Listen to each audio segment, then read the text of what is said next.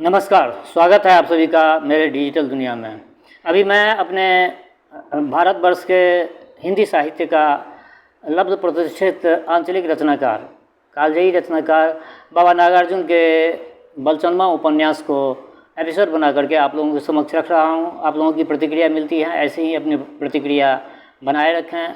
कल तक मैंने 15 एपिसोड आप लोगों के समक्ष रखा, आज मैं 16वां एपिसोड रखने जा रहा हूँ। आग्रह इस संपूर्ण एपिसोड को सुनिए और अपनी प्रतिक्रिया जरूर रखिए। राधा बाबू के साले को मेरे बारे में अच्छी तरह से मालूम था, अपनी आंखों देख चुके थे, इसीलिए मेरे साथ मामूली मजदूर का सा बर्ताव किया नहीं किया। वो खास टहलुआ की तरह मुझे भितरिया समझा गया। वहाँ मालकिनी के 2 भाई थी, नाम था लवंगलता। भाई का नाम बाबू कामेंद्र प्रसाद नारायण सिंह, सरकारी अफसर बाबू KPN सिन्हा कहा करते थे। हमारी मलकैन दुलार के मारे बबुनी कहलाती थी। उनका रहना नैहर में ही होता था। राधा बाबू ठहरे स्वराजी, अपने घर वालों से मनमुटाव चल रहा था। बाल बच्चों को ससुराल ही में छोड़ आए थे। यहाँ भी किसी चीज़ की कोई कमी नहीं थी। लाख के ऊपर की ज़मीन जायदाद थी, 25-30 हज़ार का लाना था, हजारों मन की उपज थी, पुश्त दर पुश्त से आई हुई खानदानी इज्जत थी। वहाँ बाबू कामेंद्र प्रसाद नारायण सिंह कॉलेज की पढ़ाई पूरा नहीं कर पाए थे। बाप को आसाम के जंगलों में हाथी फंसाने का शौक़ था। इस शौक़ के चलते बेचारे की जान भी चली गई थी। कहते हैं कि एक बार छोटे लाट साहब के कोई दोस्त विलायत से आए। उन्हें हाथियों के बारे में बड़ी दिलचस्पी थी, कैसे आसाम के जंगलों में हाथी पकड़े जाते हैं, कैसे उन्हें पालतू बनाया जाता है, कैसे वे फिर बिकने के लिए हरिहर क्षेत्र तक लाए जाते हैं। यह सब लाट बहादुर के दोस्त साहब अपने तजुर्बे से जानना चाहते थे। इसी सिलसिले में राय बहादुर जानकी नाथ कुंवर को छोटे लाट साहब ने आसाम भेजा था। डिगबोई के पास जंगल में कैंप डाला गया। हाथी पकड़ने वाले पहाड़ियों की असावधानी से हाथी का एक झुंड कैंप पर टूट पड़ा।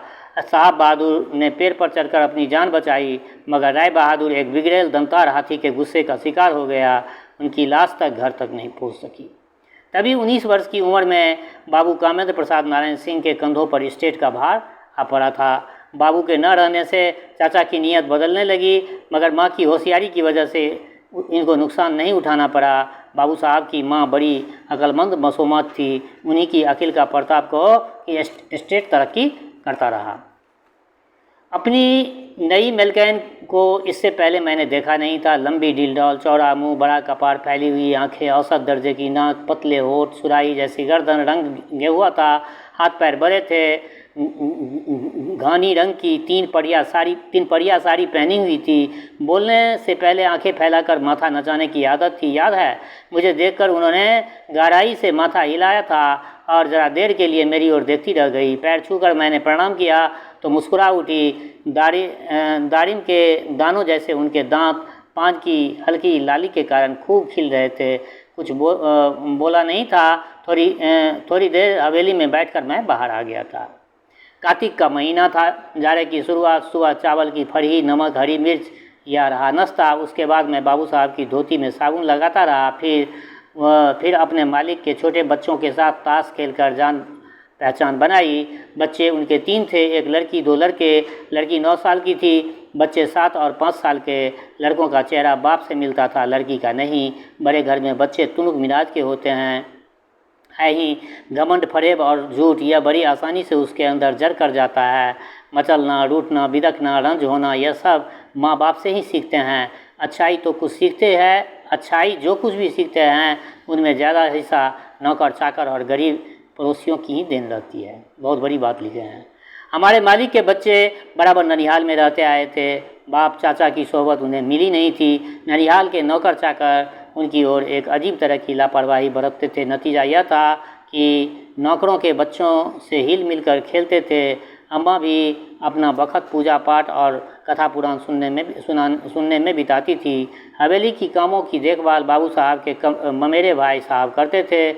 हमारी मलकैन की किताब पढ़ने का भारी शौक़ था।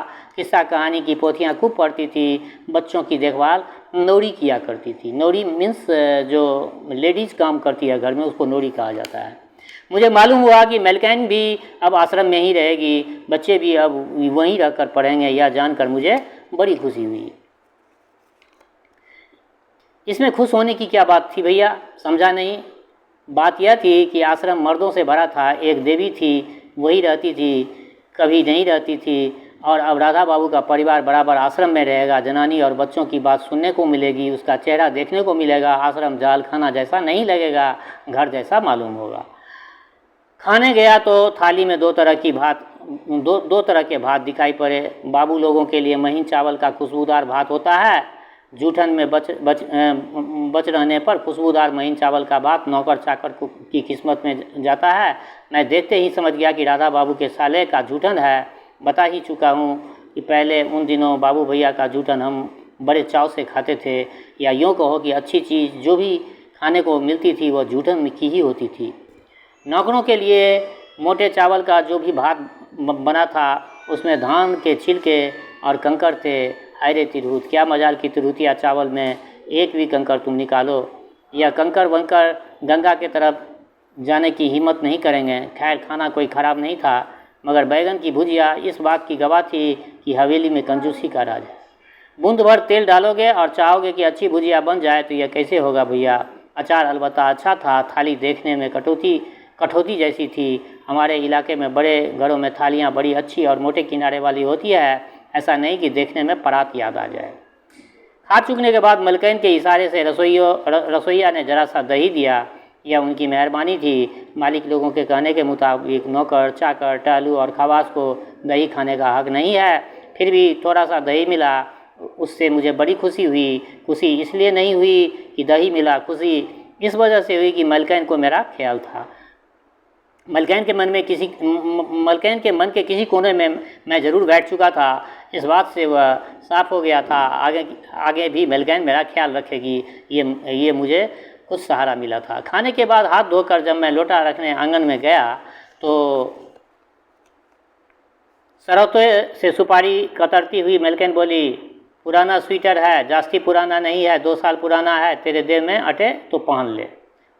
उन्होंने सरौता वाले हाथ को उठाकर अंदर ट्रंक की ओर इशारा किया। उस पर कपड़ों का गट्ठर पड़ा था, उसी गट्ठर पर वह स्वेटर भी था। मैंने जाकर उसे उठा लिया। मलकैन ने आंखें नचाकर पहनने का इशारा किया तो उसे मैंने पहन लिया। बिना बाँ का यह स्वेटर मेरे बदन पर चुस्त होकर बैठा। मलकैन के बदन का होगा यह सोचकर मुझे खुशी हुई। एक कुर्ता भी सिलवा दूंगी, वह बोली। आसान के बोझ से मेरी गर्दन झुक गई भैया। मन ने कहा, जिए जुग जुग हमारी ये मलकैन। सीने से बड़ी निगाह में ऐसा ही जादू होता है भैया। बाल बच्चों वाली का दिल बड़ा ही मुलायम होता है। हमारी छोटी मलकैन ने कसाई का दिल पाया था। वह तुम्हें अभिरती भी देती तो उसमें करेले का स्वाद ही लगता था। पलथी मारकर बैठ जाना और पान का डब्बा खोलना और फिर कायदे से बीड़ी लगाना। दो बीड़े मलकैन पहले अपने मुंह में डालती, बाद में मेहमान के लिए या किसी और के लिए भाई मौजूद होते तो पहले उन्हीं को। आखिर में अलग से एक पत्ती का छोटा सा बीड़ा वह मेरे लिए भी लगाती। चांदी की डिबिया से बनारसी सुरती निकालती और मुंह में चुटकी भर डाल देती थी। इसमें दूसरा कोई साझीदार नहीं था। बाबू कामेंद्र प्रसाद नारायण सिंह फुर्ती से सुरती नहीं खाते थे। कामेंद्र बाबू का ससुराल छपरा के देहात में था। ससुर नेता थे। लड़की को गांधी जी ने आश्रम में रखकर पढ़ा लिखा रहे थे। आगे चलकर उन्हीं को लीड रानी बनना था। उनका एक छोटा फोटो कामेंद्र बाबू के रहने के कमरे में लगा था। सूखा चेहरा, धसी आंखें, पिचके गाल, सामने चरखा रखा था। नाम था कनक किशोरी। राधा बाबू और राजेंद्र बाबू के शील स्वभाव में बड़ा ही अंतर नज़र आया मुझे। एक को फकीरी पसंद थी तो दूसरे को अमीरी। हमारी मलकिनी भी अपने भाई की तरह थी। राधा बाबू की फकीरी उन्हें पसंद नहीं थी। आश्रम का जीवन उन्हें पसंद नहीं था, मगर कई साल दोनों एक दूसरे से अलग रहे। सब कुछ दिनों के साथ रहने का मन हुआ। मतलब अब उनको कुछ दिनों के एक साथ रहने का मन हो गया था। रिश्ते के एक भाई के साथ हमारी यह नई मलकैन बरहमपुरा आ गई तो मैं तो खैर साथ था ही। राधा बाबू के परिवार के आ जाने से मेरी खुशी का ठिकाना न था। खुशी यही कि आश्रम मुझे हमेशा सूखा सूखा सा लगता था। कहने को यहाँ हरियाली काफ़ी थी, बाग बगीचे का क्या कहना, लेकिन खाली हरियाली से क्या, अगर मन उदास रहा तो हरियाली से क्या लेना देना। और मन की उदासी को भगाने के लिए मुस्कुराते चेहरे की ज़रूरत होती है भैया। ज़रूरत पड़ती है किलकारियाँ भरते हुए बच्चों की, निगाहों से ममता टपकने वाली माँ बहनें, मिठास भरी बोलियों वाली भाभियाँ, दिल दिमाग में गुदगुदा कर गम को गर्क कर देने वाले हमदर्द साथी। यह सब ना हुआ तो खाली हरियाली, खाली घर आंगन, खाली बांस काट किस काम के भैया। आश्रम की ज़िंदगी बेहद रुखी सुखी थी। बतला ही चुका हूँ कि वहाँ मिठास बूंद भर थी तो चिड़चिड़ापन घरों था। मैं तो भैया थोड़े ही दिनों में उब गया था। वह तो खैर समझो कि राधा बाबू घूमते फिरते रहते थे और बंदा उसके साथ रहता था। अब 3 बच्चे, मिल्कैन और एक नौकरानी, ये 5 प्राणी उदासी को मेरे पास फटकने नहीं देते, यह सोचकर मैं खुश हो रहा था भैया। आश्रम के अंदर ही अलग बांस फूस के 2 मकान थे। रसोई के लिए एक मरैया भी था। जाफरी और सरपत के टाट से आंगन घिरा हुआ था। आंगन के बीचों बीच आम की एक भारी पेड़ था। बड़ा ही सुहावना लगता था मुझे। मकान में 2-2 कमरे थे। 3 एक तख्तपोश रहे होंगे एक परिवार के लिए, जो काफ़ी था। मेलकैन को भी जगह पसंद आई। हाँ, उन्होंने घरेलू सुविधा की निगाह से वहाँ कुछ और सुधार किए। रसोई वाले मरैया में धुआं निकलने के लिए खिड़की लगवाई। घरे रखने के लिए लंबोदरी चबूतरा बन गया। पखाना और नहाने के जगह बर्तन बासन मांजने की जगह ईंधन और लकड़ी के लिए मचान, सबकी ज़रूरत पड़ती है भैया। राधा बाबू आश्रम में अकेले रहते थे ना, तो ना क्वार्टर की ज़रूरत थी और ना दूसरे हटरागों की। मुदा अब गृहस्थी का सुविधा तो देखना ही था ना। आश्रम में चाय पीना मना था, मगर मेलकैन नहीं मानती थी। रोज़ तो नहीं, कभी कभी बड़े प्रेम से चाय बनाया करती। दूध और चीनी उसमें खूब डालती। पटना में फूल बाबू के साथ रहते वक्त चाय बनाना मैं जान गया था। वह भी चाय में दूध चीनी काफ़ी डलवाते थे। महन बाबू के यहाँ जो चाय बनती थी वह मुझे काफ़ी पसंद नहीं आई। जास्ती मीठा होने पर महन बाबू चाय को होंठ लगाते ही छोड़ देते थे। कहते, क्या शरबत बना लाया है। जानते हो भैया, चाय के असली पियक्कर कैसे चाय पसंद करते हैं। पानी को खूब खलबला दो और पीछे केटली में पत्ती डाल दो, थोड़ी देर इसी तरह छोड़ दो, फिर कप या गिलास में छान लो। उसमें छोटी चम्मच से 1.5-2 चम्मच दूध और उतना ही चीनी डालो। मिलाने पर गुलर के रंग जैसा चाय तैयार हो जाएगी। बड़े बड़े दिमाग वाले बाबू लोग इसी किस्म की चाय पसंद करते हैं। यहाँ हमारी मेलकैन की जो चाय बनाती है वह तो भैया 16 आना शरबत ही होती है। पूस की शाम, सुबह शाम जब ठंडी हवा चलती है या बच्चों को सर्दी जुकाम हो जाता है तो यह चाय ज़रूर बनाती हैं। उनको पान का भी बड़ा शौक था। आश्रम के बाहर बस्ती में इसी तरह का एक school, upper primary school, Radha Babu के बाप ने खुलवाया था। उसमें 4 मास्टर थे। पढ़ने वाले लड़कों की कमी नहीं थी। आसपास के गांव से आकर 70 के लगभग विद्यार्थी वहां पढ़ते थे। खास इस गांव के 20 लड़के इसमें रहते होंगे। स्कूल का मकान खपरेल का था। 3 रूम थे। भीतें मजबूत और मोटी थी। 2 बिना बाहों की कुर्सियां, एक स्टूल, एक छोटी चौकी, सामने लंबी फुलवाड़ी, उसी के बीचों बीच स्कूल में आने के लिए मेहराबदार रास्ता। गेंदा के लाल लाल फूल यहाँ अधिक खिले हुए थे, कुछ मत पूछो। स्कूल ऊंची ज़मीन पर था। हमारे आश्रम से स्कूल ही नहीं, फुलवाड़ी तक दिखलाई पड़ती थी। मालिक ने अपने बच्चों के नाम इसी स्कूल में लिखवा दिए। लड़की का भी नाम इसी स्कूल में लिखवाया गया। लड़कियाँ यहाँ 3 ही 4 आती थी। तुमसे क्या छिपा है भैया। हमारे तरफ जनाना लोग पढ़ी लिखी नहीं होती है। जब दरभंगा, मधुबनी जैसे शहरों में मास्टरनी डॉक्टरनी दिखाई पड़ती, देहात में कहीं कहीं लड़कियां का स्कूल देखोगे। मगर भैया इतना से क्या होता है। जब लड़कियां भी लड़कों की तरह पढ़ी लिखी होने लगेगी तभी इस मुल्क का उद्धार होगा। अभी तो बाबू भैया लड़कियों को मतलब भर पढ़ने देते हैं। पढ़ता सुग्गा ग्राहक को अपनी ओर खींचता है, पढ़ती लड़की काबिल दूल्हे को अपनी ओर खींचती है। इससे बाप का काम हल्का होता है। शादी हुई कि पढ़ाई बंद, बाप भी आंख मूंद लेता है, ससुर भी। कहीं कहीं ऐसा नहीं होता है होगा भैया। खैर राधा बाबू कांग्रेसी थे, उनके नज़रों में लड़का लड़की दोनों बराबर थे। बच्ची पढ़ेगी नहीं तो क्या करेगी। एक रोज़ मलकैन से उन्होंने पूछा, तुम पढ़ी लिखी होती तो मैं दुगुना काम कर दिखाता। इस पर मलकैन आंखें नचाकर बोली, ना भाई, तुम्हारा यह काम तुम्ही को मुबारक, मैं अनपढ़ ही भली। लंगोटी लगा लो और जटा बढ़ा लो। हाँ, आज आई मैं तुम्हारे इस चरखे से। तुम्हें तो औरत होकर जन्म लेना था। बड़ा ही विरोध होता है मुझे विधाता पर। मालिक हंसने लगे। थोड़ी देर बाद बोले, समझोगी क्या, जिसके खानदान में हाथियों का कारोबार होता रहा हो उसकी अकील बारीक हो ही नहीं सकती। इस पर मलिकान ने हाथ चमका कर कहा, रहने भी दो, मैं भी तो तुम्हारा बाप दादे के बारे में कहूँ तो कैसा लगेगा, कौन मना करता है। लड़की तुम्हारी, स्कूल तुम्हारा, जितनी मर्जी उतना पढ़ा सकते हो। हुआ ना। राधा बाबू चुप हो गए थे। अब वह मुझसे भी पढ़ने को कहने लगे। कहते पहले भी रहे, लेकिन इधर मालिक जोर डालने लगे। मलकैन नहीं चाहती थी कि मैं अक्षर वाँचूँ या गिनती पहाड़ा याद करूँ। एक बार ननद मिलने आई तो उसने मेरे बारे में पूछ लिया। मैं वहीं आड़ में बैठा तिपहरी में जरा दम मार रहा था कि मलकैन मेरी प्रशंसा कर चुकने के बाद बोली, तुम्हारे भाई साहब ने बलचनमा का दिमाग खराब कर दिया है। कल मुहा खड़ी होकर बैठता है और समूचा पहाड़ा लिख लेता है। इस पर ननद ने कहा ऐसा मैं भाई को करने से मना कर दूंगी। नौकर चाकर जितना ना समझ रहे उतना ही अच्छा भाभी। बहुत बड़ी बात यहाँ पर लिखे हैं बाबा। हमारे अजिया ससुर का कहना है कि छोटी जात वालों को जो एक अक्षर भी ज्ञान देता है उनका अपना ही तेज घटता है, और जो कोई शूद्र को समूची पोथी पढ़ा दे उनके पितर स्वर्ग छोड़कर नरक में रहने को मजबूर होते हैं। बहुत बड़ी बात लिखे हैं यहाँ बाबा।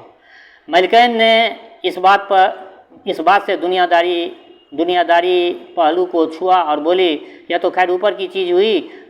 असल मुसीबत तो यह होती है कि पढ़ लिख कर नौकर तुम्हारी बटलोई रगड़ने को बैठा नहीं रह जाएगा, और फिर तुम उन्हें पढ़ाने लिखाने का फ़ायदा ही क्या। अच्छा, मैं मन ही मन बोला, तो यह बात है, इसी से तो तुम मुझे खड़िया नहीं खरीद के देती हो। देख लेना महात्माएं कैसे मैं नहीं पढ़ता हूँ। मुझे बड़ा अफसोस हुआ। मलकैन की नीयत यूँ बुरी मालूम हुई थी और खाना हुआ कभी खराब नहीं खिलाती थी। तो भैया बात यह था कि चोला जितनी आसानी से बदलता है उतनी आसानी से आदमी का ख्याल नहीं बदला करता है। राधा बाबू ने न जाने कितना मनाया, कितना समझाया, तब जाकर वो खद्दर पहनने को राजी हुई। जो कपड़ा वो पहनती थी वो महीन से महीन सूतों की बनावट से बना होता था। छपुआ साड़ी, छीट का ब्लाउज समझा तुमने?